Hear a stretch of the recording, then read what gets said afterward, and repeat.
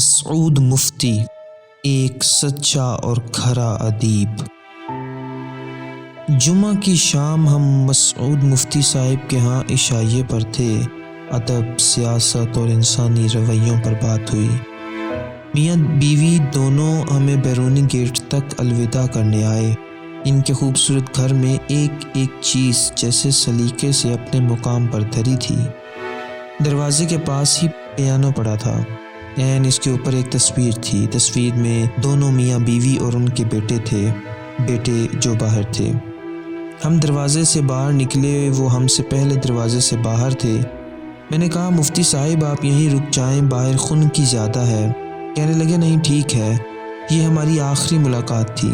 2 دن بعد فون پر ان سے رابطہ ہوا تو انہوں نے بتایا کہ 2 دن سانس کی بہت تکلیف رہی مگر اب ٹھیک ہوں۔ اگلے روز ان کا نمبر میرے سیل کے ڈسپلے پر جھلک دینے لگا تو میں نے سمجھا کہ مفتی صاحب ہوں گے، مگر فون سے ایک نامانوس آواز ابھری۔ بہت تکلیف دہ خبر ہے، بشرا صاحبہ نے کہا۔ آپ مفتی صاحب کے دوست ہیں؟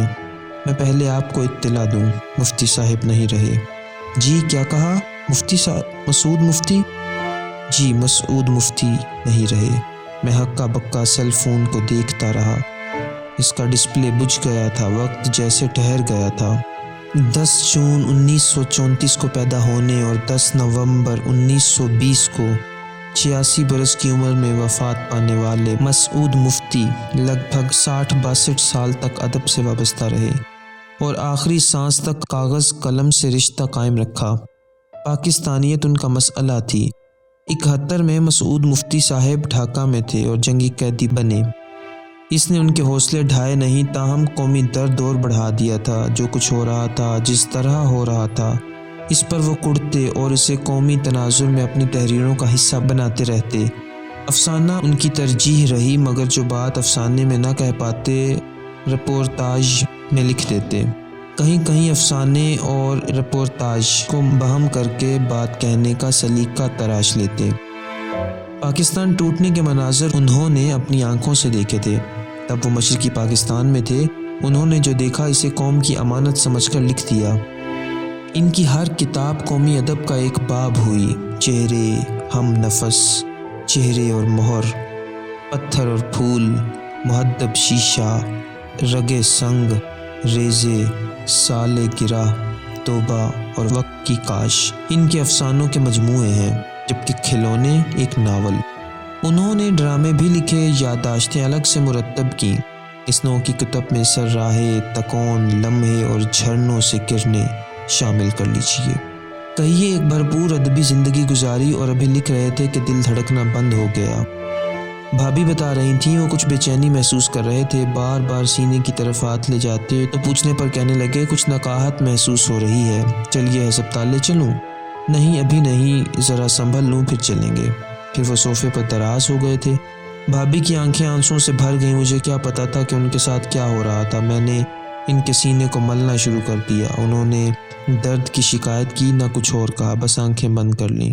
ہسپتال لے گئے تو بتایا گیا کہ وہ جا چکے تھے۔ جنازہ اگلے دن تھا۔ دبئی والا بیٹا رات آنے والا تھا۔ انگلینڈ والا بھی چل پڑا تھا۔ چین اور امریکہ والے کب پہنچ پائیں گے؟ کووڈ-19 کے سبب کچھ کہنا آسان نہ رہا تھا۔ پاکستان ٹوٹنے کے دکھ کو مسعود مفتی کے ہاں مجسم اذیت بنتے دیکھا جا سکتا ہے۔ اپنے سامنے بنتے اور ٹوٹتے پاکستان اور قومی حمیت کے برف کے تودے میں تبدیل ہو جانے کو وہ اپنی آنکھوں سے دیکھتے رہے، جس طرح کے وہ آدمی تھے۔ ان سچے واقعات کو اگر وہ یوں نہ لکھتے جیسے کہ وہ تھے تو ان کا کلیجہ پھٹ گیا ہوتا۔ مسعود مفتی نے سچ کے کھرے پن اور اپنے کلیجے کو پھٹنے سے بچا لینے کا یہ ہیلا کیا تھا کہ اپنے افسانوں میں بھی حقیقت نگاری کے چلن کو محبوب کر لیا تھا۔ ادب میں افسانہ، صحافت میں حالات حاضرہ اور سیاست میں چونکہ جمہوریت ان کی ترجیحات تھیں، لہٰذا تینوں کی طرح بسا اوقات ایک ہی جسم میں پڑھنا چاہتے تھے۔ سفر اور تبدیلی مکان ان کی زندگی کا ایک اور اہم تجربہ تھا۔ وہ قدیم مصریوں کی طرح کہانی پھیلانے اور اسے رپورتاج سب بنا لینے پر قادر تھے۔ یہی سبب ہے کہ انہیں طویل کہانی لکھنے میں لطف محسوس ہوتا تھا۔ میں نے جب بھی افسانہ نگار مسعود مفتی کی بابت سوچنا چاہا، اس سے کہیں زیادہ شفاف حقیقت نگار مورخ سامنے آ کھڑا ہوا۔ حتیٰ کہ 1971 سے پہلے چھپنے والی تخلیقات کو پڑھ کر بھی میرے باطن کے کینوس پر بنی مسعود مفتی کی مجموعی شخصیت کے آہنگ میں کوئی فرق نہ آیا، بلکہ مجھے تو یوں لگتا ہے اس طرح قومی، ملی اور خالص اعتقادی رنگوں سے بنا ہوا مفتی اور بھی نکھر کر سامنے آتا ہے۔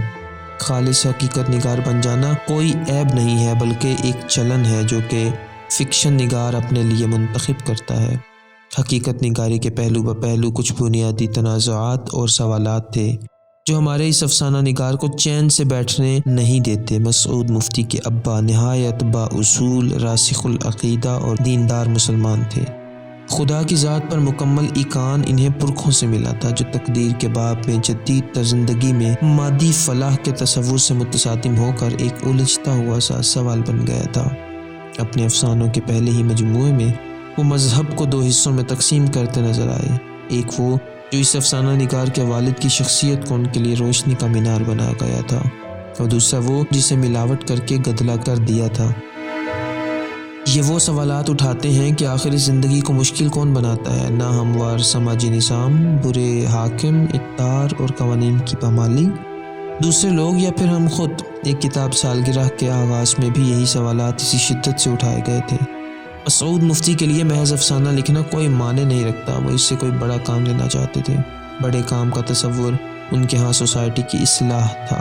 ممکن ہے میرے نزدیک محض یہی ادب کا وظیفہ نہ ہوتا، ہم جو لکھنے والے اس وتیرے کو لازم گردانتے ہیں، ان کو ان کی پوری شخصیت کے حوالے سے دیکھا اور سمجھا جانا چاہیے۔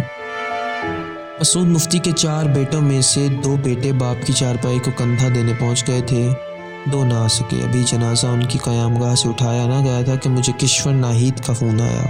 وہ مسعود مفتی کی چارپائی اٹھنے سے پہلے وہاں آنا چاہتی تھی۔ میں انہیں لے آیا تو یاسمین نے بتایا کشور ناہید نے آتے ہی کہا تھا مسعود مفتی ان سے کہا کرتے تھے ہم دونوں میں ریس لگی ہوئی ہے، دیکھیں پہلے کون جاتا ہے۔ مسعود مفتی اس پر جیت گئے۔ جنازہ گاہ پہنچے تو صفیں باندھتے افتخار عارف نے کہا اچھے بھلے تھے، یہ اچانک کیا ہوا؟ میں نے کہا دل کا دورہ۔ افتخار عارف نے ماضی میں جھانک کر کہا کوئی 40 سال پہلے ان کا بائی پاس ہوا تھا، تب میں لندن میں تھا۔ مشتاق یوسفی اور میں ہسپتال تیمارداری کے لیے جایا کرتے تھے۔